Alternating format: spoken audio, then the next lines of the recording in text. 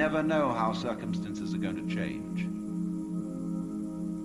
and how our need for different kinds of people changes. At one time, we may need very individualistic and aggressive people. At another time, we may need very cooperative, team-working people. At another time, we may need people who are full of interest in dexterous manipulation of the external world.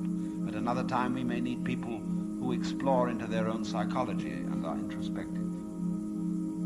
There is no knowing, but the more varieties and the more skills we have, obviously, the better. So you see, here again, the problem comes out in genetics. We do not really know how to interfere with the way the world is. The way the world actually is an enormously complex, interrelated organism. The same problem arises in medicine because the body is a very complexly interrelated organism. And if you look at the body in a superficial way, you may see there's something wrong with it. It's chickenpox. And there's spots that itch that come out all over the place. Well, you might say, well, spots are there, cut them off. So you kill the bug. Well, then you find you've got real problems. Because you have to introduce some bugs to kill the bug. It's like bringing rabbits into Australia. And that starts going all over the place and getting out of hand. But then you think, well, now wait a minute. It wasn't the bugs in the blood. There are bugs all over the place. What was wrong with this person that his blood system suddenly became vulnerable to those particular bugs? His resistance wasn't up. Therefore, what you should have given him was not an antibiotic, but vitamins. Okay, so we're going to build up his resistance. But resistance to what? You may build up resistance to this and this and this class of bugs, but then there's another one that loves that situation and comes right in.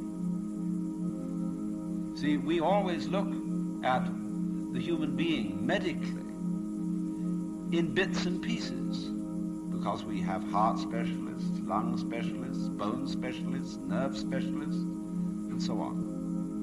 And they each see the human being from their point of view. There are a few generalists, but they realize the human body is so complicated that no one mind can understand it. And furthermore, supposing we do succeed in healing all these people of their diseases, what do we then do about the population problem? I mean, we've stopped cholera, the black bubonic plague, we're getting the better of tuberculosis, we may fix cancer and heart disease. Then what will people die of? Well, then let's go on living. There'll be enormous quantities of us.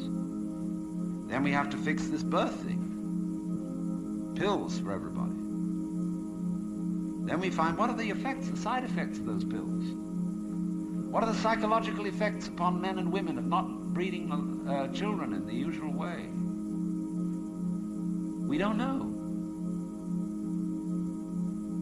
And what seems a good thing today, or yesterday, like DDT, turns out tomorrow to have been a disaster.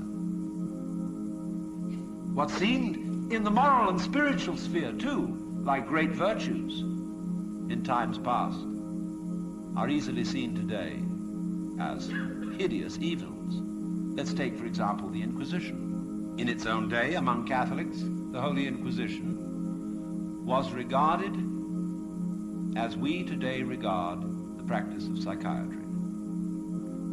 You see, you feel that in curing a person of cancer, almost anything is justified. The most complex operations, the most weird surgery, people suspended for days and days on end of tubes with X-ray penetration, burning,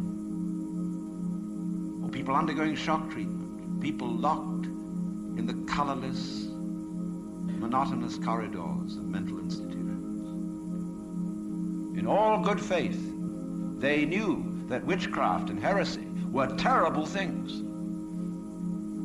awful plagues, imperiling people's souls forever and ever.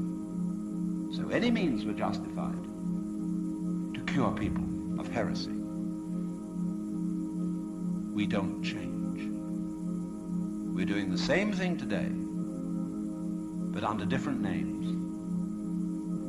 We can look back at those people and see how evil that was, but we can't see it in ourselves.